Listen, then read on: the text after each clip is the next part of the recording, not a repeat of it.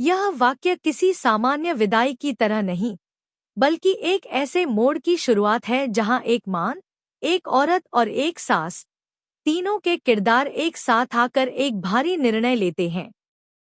मम्मा, बस इतना ही कह पाई मंगल, कांपती आवाज में, आंखों में आंसू लिए, दिल में तूफान लिए।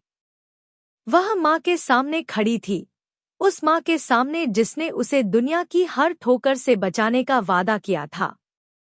आज वही माँ उसकी आंखों में सवाल बनकर खड़ी थी। जिस इंसान ने मुझ पर हाथ उठाया मम्मा, अब उसी इंसान से शादी कैसे कर सकती हूँ?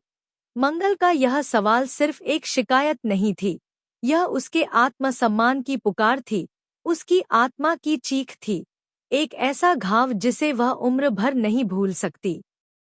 माँ यानी सुमित्रा देवी एक प्रभावशाली, सामाजिक रूप से प्रतिष्ठित और खुददार महिला थी, जिनके लिए परिवार की इज्जत सर्वोपरि थी। लेकिन जब बात बेटी की आंखों में दिखते दर्द की हो, तो इज्जत और प्रतिष्ठा के मायने बदल जाते हैं। सुमित्रा देवी उस इंसान को जानती थी, अर्णव, मंगल का होने वाला पति, जो बाहरी दुनिया के लिए एक सफल व्यवसायी था, लेकिन निजी जीवन में गुस्सैल, अहंकारी और स्वार्थी इंसान। मंगल और अर्णव की सगाई कुछ महीनों पहले बड़े धूमधाम से हुई थी, लेकिन इस रिश्ते की असली तस्वीर सगाई के बाद सामने आई।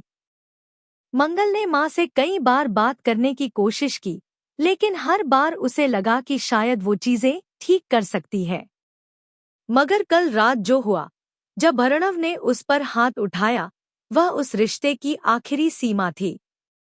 मंगल की आंखों में वह डर अब भी ताजा था। उसकी रग-रग में गूंज रहा था वह थप्पड़, वह चीख, वह असहायता। और आज माँ उसके सामने खड़ी थी, और मंगल पूछ रही थी, क्या अब भी आप चाहती हैं कि मैं उससे शादी कर लूं? सुमित्रा देवी ने गहरी सांस ली। वह खुद भी इस रिश्ते से खुश नहीं थी, लेकिन समाज, रिश्तेदारों और पारिवारिक दबाव ने उन्हें मजबूर कर दिया था कि वे यह रिश्ता आगे बढ़ाएं। लेकिन अब जब उनकी बेटी ने खुद कह दिया, तो वे पीछे नहीं हट सकती थी। एक पल के लिए वे सास से मां बन गईं। उन्होंने मंगल के सिर पर हाथ रखा और कहा, नहीं बेटा, अब यह रिश्ता नहीं होगा। मगर यही कहानी खत्म नहीं होती। असली तूफान तो तब उठा जब अर्णव का परिवार सुमित्रा देवी के घर पहुंचा। उन्होंने कहा कि मंगल झूठ बोल रही है, कि ये बस सगाई तोड़ने का बहाना है, और उन्होंने यहाँ तक कह दिया कि मंगल का किसी और से चक्कर चल रहा है। सुमित्रा देवी ने शांत लेकिन दृढ़ स्वर में कहा, एक माँ अपनी बेटी की आंखों में झूठ नहीं देख सकती, और एक बहू की विदाई सिर्फ तब होती है जब वह सम्मान के साथ नए घर जाए। लेकिन अब एक सास अपनी होने वाली बहू की विदाई कर रही है, उस घर से जहां उसे जाना ही नहीं चाहिए। अर्णव और उसके माता पिता हैरान थे। उन्होंने अपमान की बात की, समाज में बदनामी की बात की, लेकिन सुमित्रा देवी ने उनकी एक नहीं सुनी। मंगल भी हैरान थी, वह जानती थी कि उसकी माँ सख्त है, लेकिन आज उन्होंने जो किया, वह उसकी उम्मीदों से भी ज्यादा था।